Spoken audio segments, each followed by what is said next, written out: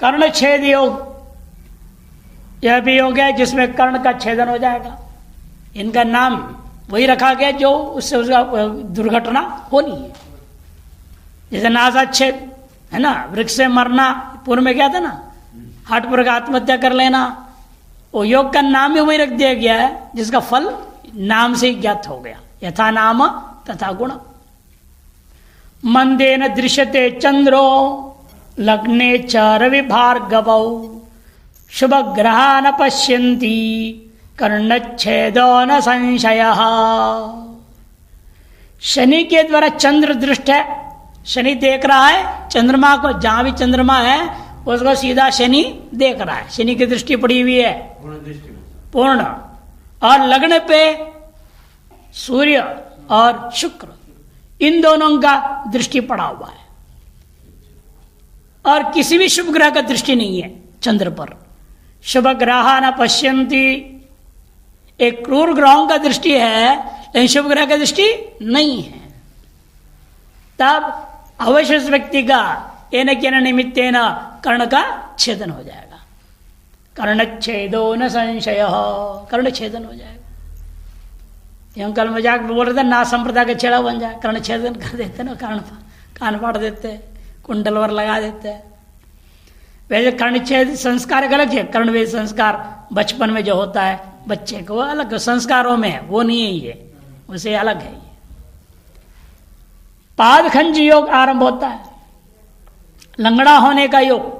ठीक ठाक आदमी का एक्सीडेंट होगा, पैर टूट जाएगा, लंगड़ा हो जाएगा, डॉक्टर कहेंगे इसका पैर काटना पड़ेगा, काट देंगे, लंगड़ा हो जाएगा वो। कविना सहितो मंदो गुरुणा सहिता रवि शुभ ग्रहा न पश्यन्ति पादखंजो भवेन्नरः। कवि मने शुक्र, शुक्र सहित मंद एक राशि में कहीं भी बैठा हो, शुक्र के साथ शनि बैठा हो और गुरु के साथ सूर्य बैठा हो, गुरुणा सहित रवि। कहीं पर गुरुणा सहित कवि इति पाठांतरम, कवि करके पाठांतर है। अब वहां भी कवि यहां भी कवि कैसे होगा?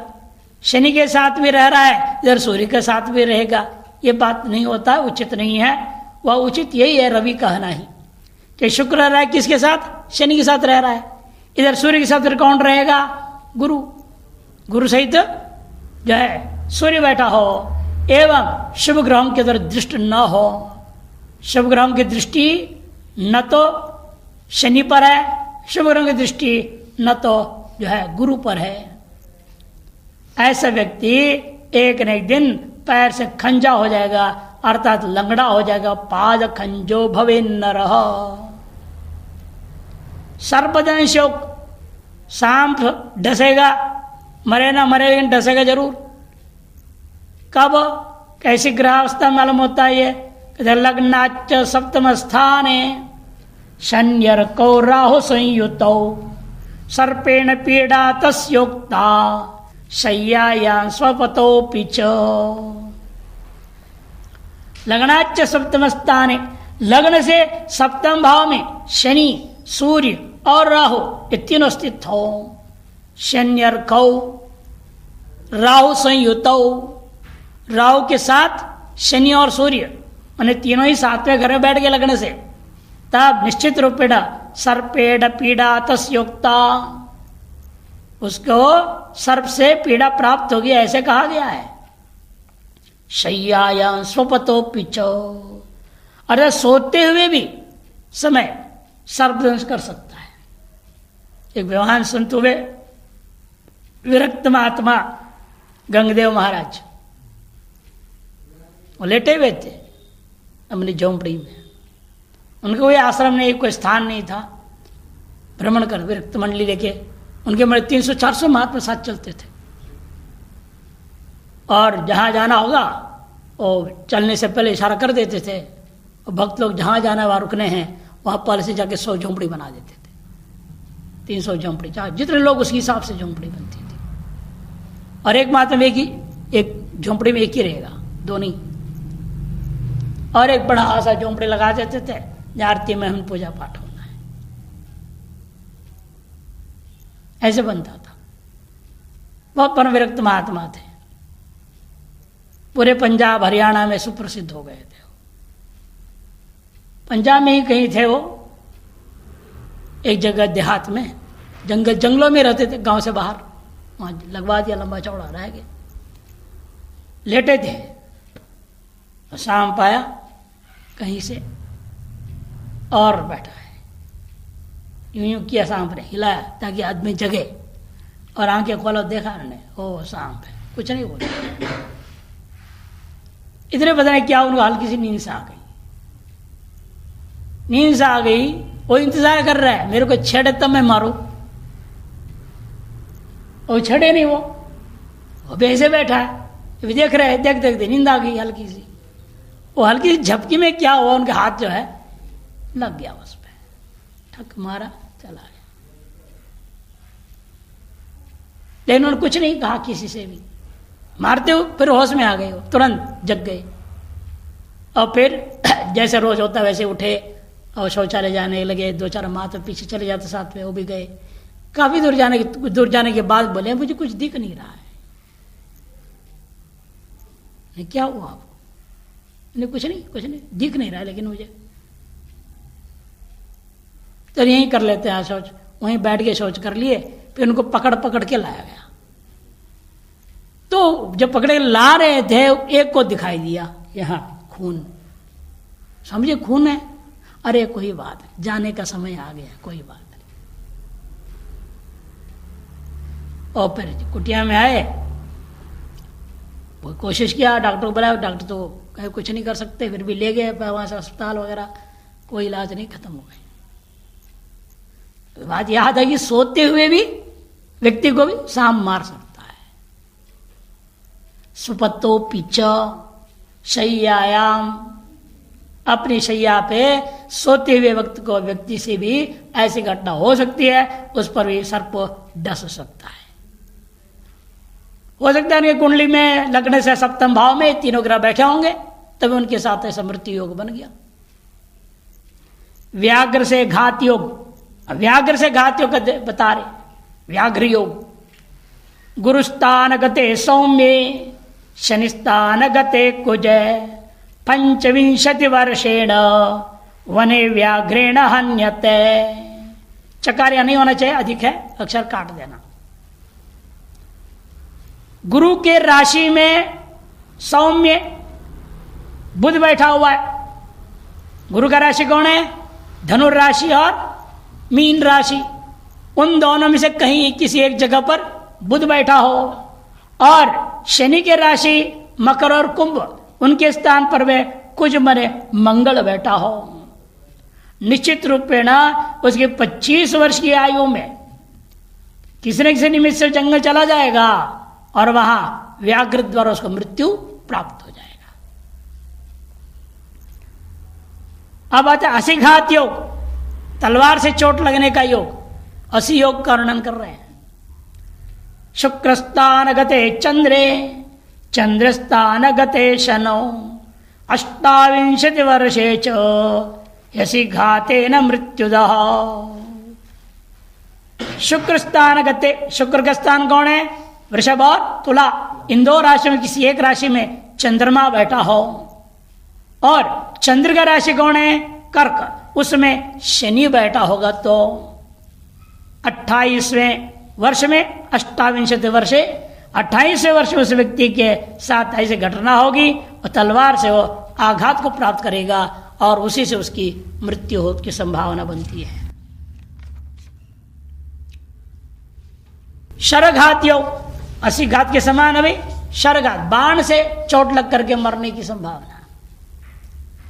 धर्मस्थान गते भौमे शन्यर्कौ राहु संयुतौ शुभ ग्रहा न पश्यन्ति शरक्षेपेण हन्यते। धर्मस्थान माने नवम भाव में, लग्न कुछ भी हो, राशि कुछ भी हो, नवम भाव में मंगल बैठा है, और शनि सूर्य एवं राहु से युक्त होकर के किसी भी स्थान में बैठे हो कुंडली में, ये तीनों ने एक घर में आना चाहिए, शनि सूर्य राहु, और उधर नवम भाव में आना चाहिए मंगल। लेकिन ये ग्रह चारों में से कोई भी ग्रह शुभ ग्रह से दृष्ट न हो तो शुभ ग्रह न पश्यन्ति, तब निश्चित रूपेण बाण के आघात से उसकी मृत्यु हो जाती है। अब ब्रह्म हत्या योग आ रहा है। रविणा सहितो भौमः शनिर्वा जीव संयुत 28 वर्षे च ब्रह्मघाती न संशय। रविणा सहितो भौम, सूर्य के साथ मंगल कुंडली में कहीं बैठा है और बृहस्पति के साथ शनि बैठा है। जीव संयुत शनिर्वा, जिसके जन्म समय में ऐसा हो कुंडली में निश्चित रूपेण 28 वर्ष की आयु में वह व्यक्ति ब्राह्मण की हत्या कर देता है, वह हत्यारा हो जाएगा, ब्राह्मण की हत्या कर देगा और ब्रह्म हत्या दोष लगेगी, इसमें कोई संदेह नहीं है। हाँ, ये सब वैसे ही आजकल की आधुनिक आयुध से मरेगा। बाण कौन चलाएगा? आज कोई बाण थोड़ी चलाएगा, तो बंदूक चलाएंगे, पिस्तौल चलाएंगे, उसी से मरेंगे। अब संतान हानि योग, 5 बच्चे 6 बच्चे हो तो भी 5 मर जाएंगे। हुआ है, आपको पहले बताया हूं, जिनको याद होगा कि योग निकेतन एक संस्था है यहाँ, उसके जो है मैनेजर थे सत्य प्रकाश मित्तल जी। उनके 6 लड़के थे, लगातार एक के बाद एक 5 मर गए। पहले हमें कभी बताया नहीं, हर वर्ष हमको बुलाते थे। 12 साल लगातार मैं वहां प्रतिवर्ष जाके प्रवचन किया वार्षिक उत्सव में, उन्होंने बताया नहीं कभी। लेकिन जब 5वां हो गया तब घबरा गए, कहीं छठा ना हो जाए, एक है वो तो बचे। तब मेरे पास विशेष तौर पर बताए, फिर उपाय कराया। आज तक वो लड़का है शिव प्रकाश मित्तल नाम से, वो ट्रस्टी है वहां। 5 हो गए लगातार। ये देखो योग ऐसा रहा होगा उनकी कुंडली में। रविस्थान गते चंद्रे गुरु स्वस्थान गो यदा सागरे च स्थिते लग्ने पंचापत्यो विनाशकृत। रविस्थान गते चंद्रे, रवि के राशि माने सिंह राशि, उसमें चंद्रमा बैठा हो और वह गुरु बृहस्पति अपने राशि में अर्थात धनु या मीन राशि में विराजमान हो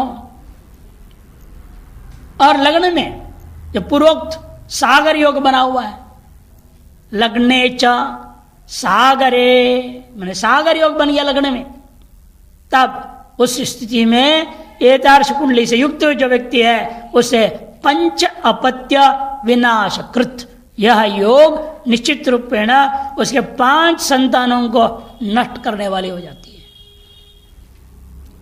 अब आता है दोला योग। दोला योग मीने मेषे तथा चापे स्थिता स्थानत्रये ग्रहा दोला संजग योग स्याद् राजदोयम उदारतः। मीन, मेष और धनु, मीन, मेष और चाप बने धनु राशि, इन 3 राशियों में सभी ग्रह बैठे हो। स्थिता स्थान त्रय ग्रह, इन स्थान त्रय में सभी ग्रह बैठे हो तो दोला संजक योग स्यात्। दोला क्या होता है? जैसे पेंडुलम नहीं होता है वैसे भी होता है, दोला बोलते हैं। दोला यंत्र होता है जोड़ने वाला, इधर से उधर से। यह योग उसको क्या देगा? राज्य दो, राज्य सुख प्रदान करेगा। अयम राज्य दो इति उदाहरण, बस इतना एक ही फल, यह जो निश्चित रूपेण राज्य फल सुख प्रदान करने वाला है, ऐसे लोगों का कहना है। केंद्रस्थ गुरु का फल बता रहे हैं अभी।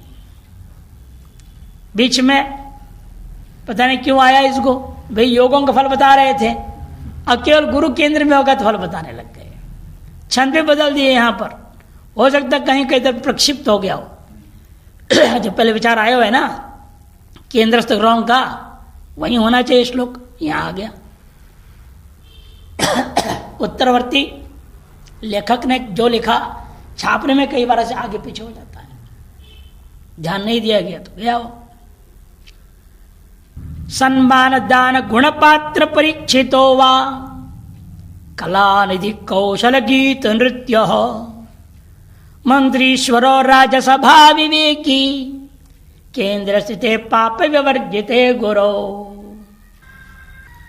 देखिए छंद पूरा उचित है। यहां पहला पाद 14 अक्षर है वातक, फिर 10 अक्षर है, तीसरे पाद 11, चौथे पाद 12, 14, 10, 11, 12। इधर पाप ग्रहों से रहित पाप विवर्जिते, पाप ग्रहों से रहित गुरु केंद्र स्थित गुरु ग्रह माने बृहस्पति ग्रह यदि केंद्र स्थान माने 1, 4, 7, 10 केंद्र किसको कहते हैं?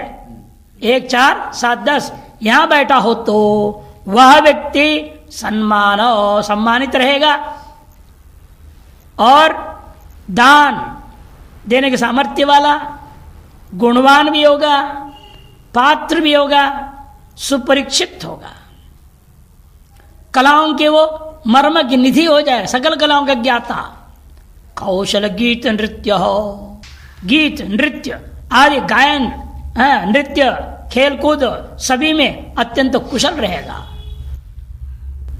मंत्रीश्वर और वह श्रेष्ठ मंत्री, मंत्रियों में ईश्वर प्रधानमंत्री, मंत्रियों का ईश्वर क्या होता है? प्रधानमंत्री होता है। मंत्रीश्वरो माने मंत्रिणाम ईश्वर इति मंत्रीश्वर। राज्यसभा विवेकी तो राज्यसभा का पूर्ण ज्ञान रखने वाला भी वह होता है। फिर योगों में लौट रहे हैं, पद विच्छेद योग, लग्न पद विच्छेद योग का मतलब क्या? नौकरी से टर्मिनेट हो जाना, डिसमिस हो जाना, गड़बड़ घोटाला करेगा नौकरी खोएगा और क्या होगा। उसकी कुंडली में ऐसे करा योग होगा तभी उसका पदच्छेद हो जाएगा। लग्न स्थान गतो भौमो राहु शन्यर्क वीक्षित योग पदक विच्छेदो यदि शक्र सम भवेत। भले इंद्र पद को भी प्राप्त हुआ होगा वो इंद्र पद भी छूट जाएगा। शक्र सम भी क्यों ना हो, मैंने इंद्र के बराबर ताकतवर होता वो पद प्राप्त हो तो उसके पद से वो मुक्त होना पड़ेगा। भाई खुद के इंद्र को भी तो मुक्त होना पड़ा, कई बार पद छोड़ के भागना पड़ा, छिपना पड़ा। लग्न स्थान गतो भौम, लग्न के स्थान में मंगल बैठा है और राहु शनि सूर्य इन तीनों की दृष्टि मंगल पर पड़ा हुआ है।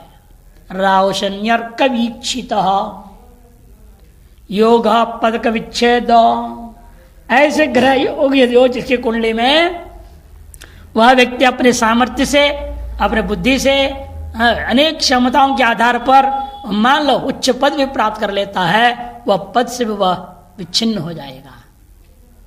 हमारे यहाँ देश में आपने देखा है कोई 23 दिन का प्रधानमंत्री, कोई 2 दिन के प्रधानमंत्री बना, कोई 3 महीने प्रधानमंत्री बने हुए पद पे पहुंच तो गए किसी तरीके से, लेकिन वह टिका नहीं, हो जाता है 13 महीने के प्रधानमंत्री। 13 महीने था वाजपेयी, देवेगौड़ा, चंद्रशेखर, चरण सिंह 27 दिन रहे वो। चंद्रशेखर 4 महीने कुछ था। दशा कोई जरूरी नहीं है, निर्भर होता है, बलाबल निर्णय होता है सारी चीजें। यदि ग्रह बलवान है तो उच्च पद पाने तक तो लगेगा ही समय ना। ये सब जितने भी दृष्टांत लिया जा रहा है सब तो 60 उम्र के ऊपर के थे, एक देवेगौड़ को छोड़ के बाकी सब 60 उम्र के ऊपर के। तो इसीलिए जो है ये पद में पहुंचने तो टाइम लगेगा, उस समय जो भी महादशा रहा होगा इस ग्रह का प्रभाव तब पड़ा। पद पाए बिना विच्छेद क्या होना है? बच्चे पर असर करेगा क्या? मान लो महादशा है, इनकी महादशा हो, मंगल की महादशा बचपन में, क्या फायदा? पद प्राप्त ही नहीं है, विच्छेद क्या होना है? इसीलिए पद प्राप्ति के बाद ही तो विच्छेद की प्रसंग है। उस समय से कोई भी महादशा चलता हो इसका प्रभाव तब आएगा। अच्छा खैर चलिए, प्रासंगिक हो गया। इच्छित मृत्यु अब व्यक्ति अपनी मर्जी से, पहले होता हठपूर्वक आत्महत्या थी, अब अपनी मर्जी से आत्महत्या करना, मैंने सुनियोजन के साथ, मन योजित नहीं था, झटित करने वाली बात कही गई थी। अब बड़ी योजना बना करके आत्महत्या कर लेने वाला, उसके बारे में बता रहे हैं। यह इच्छा मृत्यु नहीं है, दोनों अलग है। इच्छित मृत्यु का ना इच्छा मृत्यु का ना अलग चीज है। इच्छित मृत्यु लिख रहे हैं इसीलिए। केंद्र स्थान गते भौमे संहिके च सप्तमे यदि तस्य विजानीयाद इच्छा मृत्युस्तदा भवेत्। केंद्र स्थान में मंगल हो, माने 1, 4, 7, 10 इन 4 घर में से किसी एक घर में मंगल बैठा हो, संहिके च सप्तमे, और संहिकेय किसको होते हैं? राहु। राहु कहाँ बैठा है? सप्तम भाव में बैठा हो। यदि तस्य, यदि ऐसा हो, तस्य इच्छा मृत्यु इति विजानीयात् तदा भवेत्। निश्चित रूप में यदि ऐसा रहेगा तदा उस समय निश्चित रूप उसका इच्छापूर्वक अपनी सुनियोजन के साथ योजनाबद्ध तरीके से वह आत्महत्या कर लेने वाला होता है। यह सिद्ध होता है इससे। वर्षांत मृत्यु, बच्चा पैदा हुआ, उसके 1 साल से ज्यादा आयु नहीं है, 1 साल उसके अंदर ही वो खत्म होगा। वर्षांत में मृत्यु होने की संभावना योग के वर्णन करने। कब ऐसा होता है? लग्ना सप्तम शीतांशु पापष्ठ शुभ लग्नगः लग्न स्थितो यदा भानु समान्ते म्रियते शिशुः। लग्न सप्तम, लग्न से 7वें भाव में शीतांशु माने चंद्रमा बैठा हो, और पापग्रह, कोई भी पापग्रह 4 में से एक कोई भी 8वें घर में बैठा हो, और शुभ ग्रह लग्न में हो, शुभ लग्न का शुभ ग्रह कोई न कोई लग्न में बैठा है, तथा सूर्य भी लग्न में ही हो तो लग्न स्थितो यदा भानु, तो वर्ष के अंत तक हो, समांते मन वर्षांते 1 साल के भीतर ही भीतर वह शिशु मृत्यते, और बालक का मृत्यु हो जाता है। अर्थात अधिक से अधिक 1 वर्ष की ही उसकी आयु मानी जाएगी। अब आता है राजयोगों का वर्णन। 12, 7, 19 अक्षर वाला पाद है। लग्ने लग्न पतिर्बलान्वित वपुः केंद्रे त्रिकोणे शिवम पृच्छा जन्म विवाह यान तिलके कुर्यान् नृपं ध्रुवम सच्छीलं विभवान्वितं गजयुतं मुक्तात् पत्रान्वितं जातं निम्न कुलेपि भूति पुरुषं संसन्ति गर्गादयः। गर्गादि महर्षियों ने, बड़े ज्योतिर्वेत्ताओं ने यह बात को कहा है। गर्गादय माने गर्गादि ऋषि, जो ज्योतिर के शास्त्र के वेत्ता लोग हैं, ज्योतिर्शास्त्री कर्ता लोग हैं, निर्माता हैं, ऐसे उन्होंने उपदेश दिया है, शंसन किया है, विधान किया है। लग्ने लग्नपतिर बलान्वित वपुः,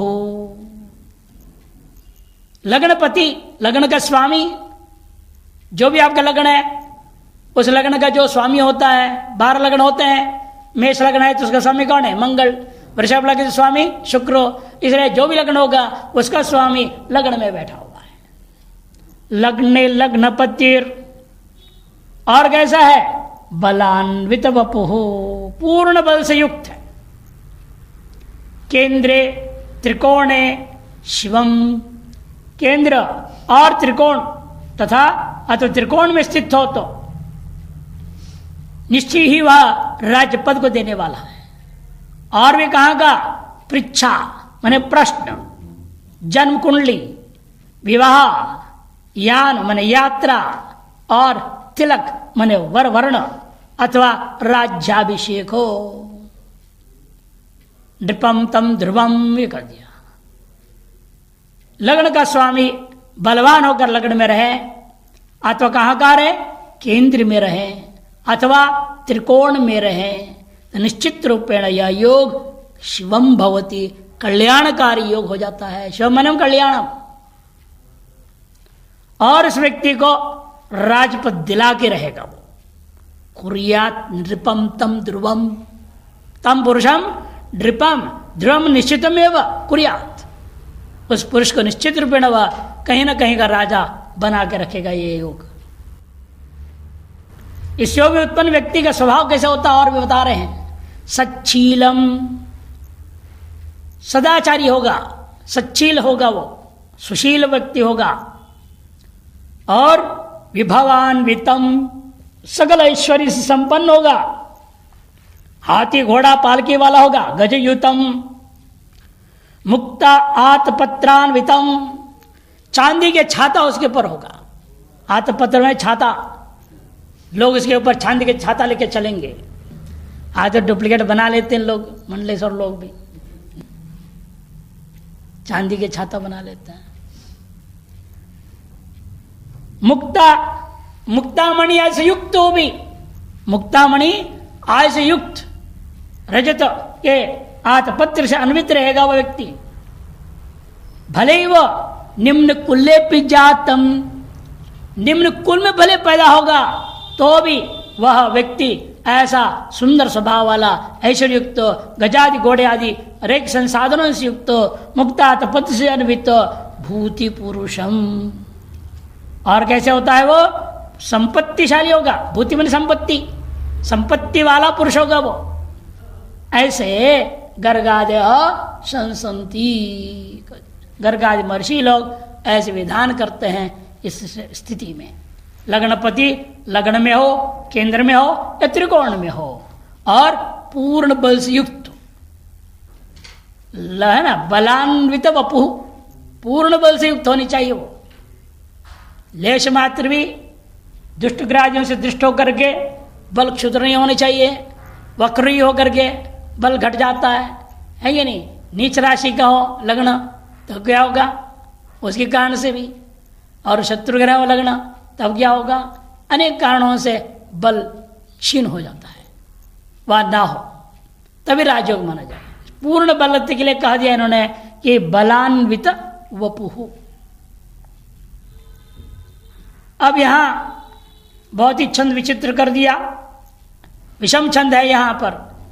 पहला पांच जो देख रहे हैं 10 और 7 है, दूसरे 9 12, तीसरे में 10 11, अंत वाले में 7 14, 17 21 21 21 है अक्षर।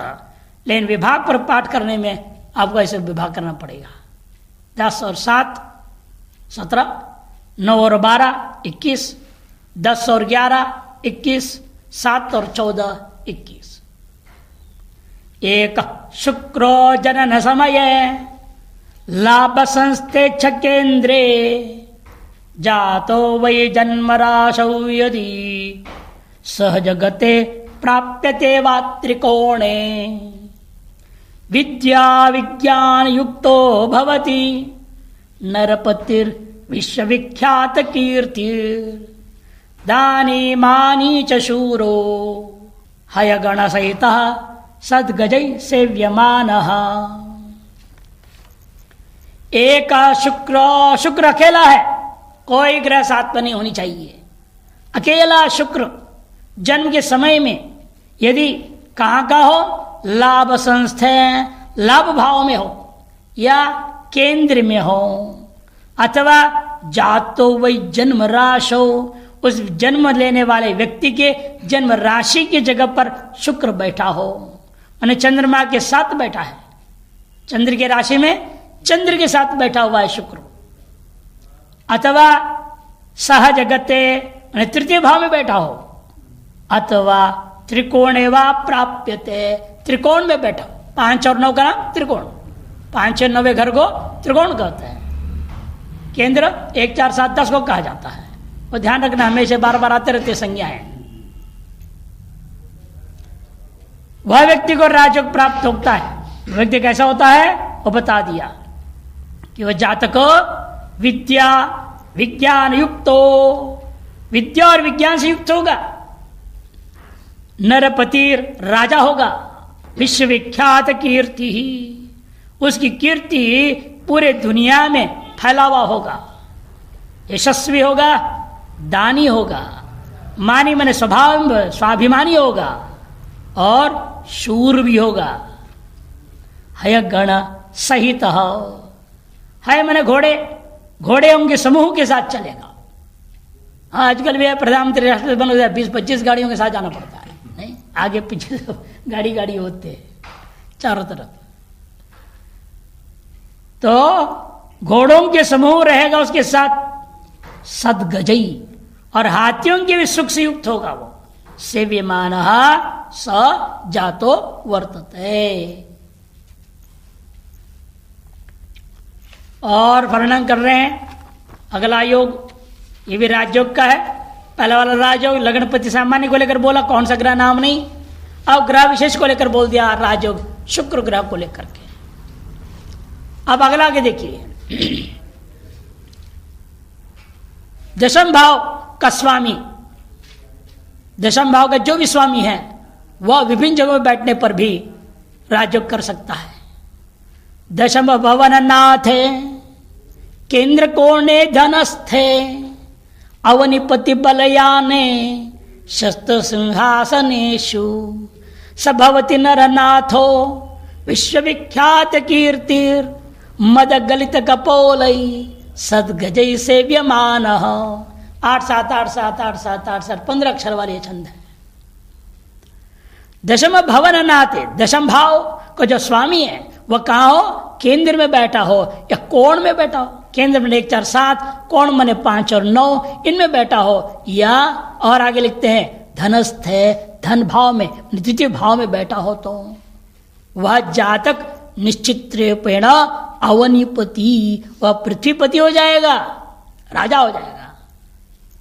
और बल सेना से युक्त होगा, यान वाहन से युक्त होगा, तथा शस्त्र सिंहासनेशु प्रशस्त सिंहासनों पर सुशोभित होकर बैठने वाला होगा। सब भवती नरनाथ, और वह व्यक्ति निश्चित रूपेण इन मनुष्यों पर राज करने वाला होगा। विश्वविख्यात कीर्ति, यह भी विश्वविख्यात होगा और उसकी कीर्ति दुनिया में फैलेगी, यशस्वी होगा। और ऐसे हाथियों से सेव्यमान होगा जिन हाथियों के कपोल से मद गलित कपोल, मद स्राव करने वाले उत्तम हाथियों से सेवित होगा। उसके मद ऊपर से निकलता है और कपोल पर आता है, एक दिव्यता उसमें दृष्टि दर्शन में आता है। तार से दिव्यता युक्त परमानंद से संपन्न जो हाथी हैं, ऐसे हाथियों से सेवा को प्राप्त करने वाला होगा। मदमस्त कहने के बाद मदमस्त हाथी है बोलते हैं उसको, अपने मद से मस्त हो जाता है हाथी। अब 14 अक्षर वाला पाद है, 8 6 8 6 8 6 8 6। एकोपि केंद्र भवने नव पंचमेवा भास्वान मयूक विमली कृत दिग्विभाग निशेष दोषमपहृत्य शुभ प्रसूतम दीर्घायुषम विगत रोग भयंकरोति। निशेष दोषमपहृत्य शुभ प्रसूतम, शुभ प्रसूतम, सुप्रथम हो गया है, सु और प्र उल्टा छप गया है। शुभ प्रसूतम दीर्घायुषम विगत रोग भयंकरोति।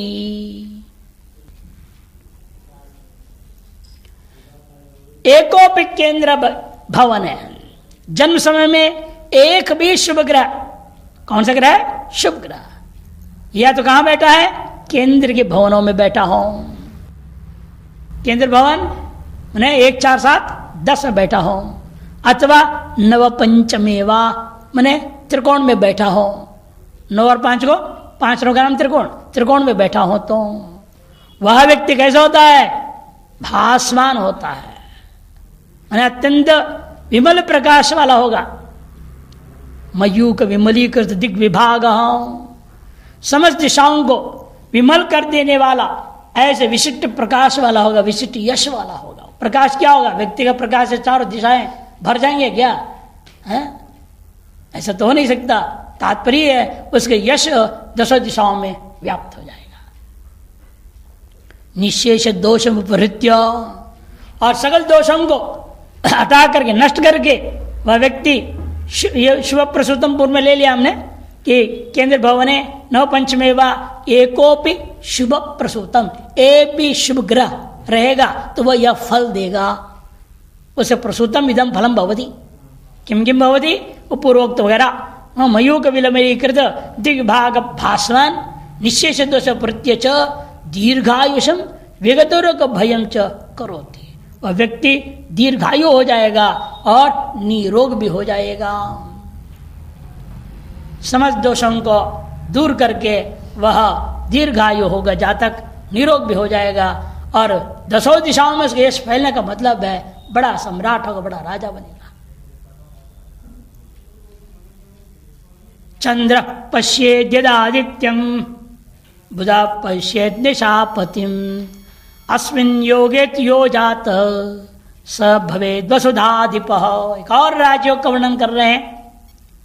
चंद्र पश्येद यदादित्यम, यदा जब सूर्य को चंद्रमा देख रहा है, माने चंद्र का दृष्टि सूर्य पर पड़ा हुआ है और बुध का दृष्टि बुध पश्येत निशापतिम, और बुध का दृष्टि चंद्रमा पर।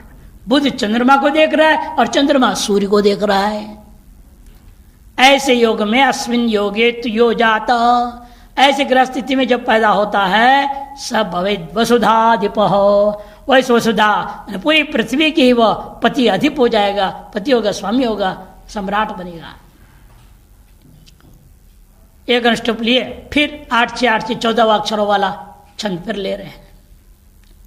यदि भवति च केन्द्री यामिनी नात एवं वितरति प्रिय भार्यां पुत्रीं वा सुरूपां धन कनक समृद्धिं माणिकं हीररत्ने रचयति मृगनाभिष्यन्दमोदार्चितांगां। यदि भवति च केन्द्री यामिनी नाथ इति, यामिनी नाथ रात्रि का स्वामी चंद्रमा। यदि चंद्रमा कहाँ बैठा हो? केंद्री। यदि केंद्र स्थान में चंद्रमा बैठा हो तो वह व्यक्ति कैसे होता है? प्रिय, संतान उत्पन्न करने वाला, प्रिय, स्वयं भी प्रिय होता है, सभी का प्रिय हो जाएगा वो। वितरति प्रिय भार्याम पुत्रीं वा स्वरूपाम। देखो, पुत्र संतान उत्पन्न करने वाली सुंदरी पत्नी उसे प्राप्त हो जाएगी। पुत्र रूपी संतान को पैदा करने वाली, सुंदर रूपों वाली, इस कहते पुत्रिणीम स्वरूपाम, प्रिय भार्याम, ऐसी भार्या को प्राप्त करेगा और खुद भी कैसा है? अत्यंत प्रिय होगा। धन कनक समृद्धिम, धन कनक माने सोना आदि संपत्तियों से समृद्ध होगा वो। माणिक, हीरा आदि रत्नों से युक्त होगा वो, उनको धारण करने वाला होगा।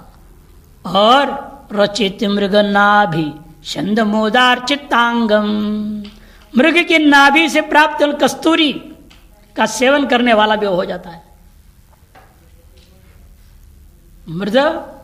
मृग के नाभि से जो निकलता है छंद मोद, जो कस्तूरी है, उससे अर्चित अंगों वाला वह होकर के आनंद से रहता है।